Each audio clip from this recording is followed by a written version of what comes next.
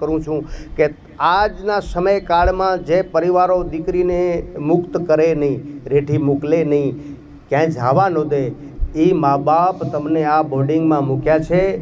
એનો ભરોસો અને વિશ્વાસ કાયમ રાખજો માવડીઓ, એટલું વિશ્વાસ રાખજો કે એના ભરોસાને કોઈ વિશ્વાસઘાત નહીં કરતા, દિશાહીન નહીં થતા. એ વાંદરાએ જેમ કીધું કે અમારા કુળમાં હનુમાનજી જન્મી ગયો છે, અમારાથી ધક્કા ન દેવાય, તેમ હે માવડીઓ તમને પણ કહું છું, તમારા ખોડામાં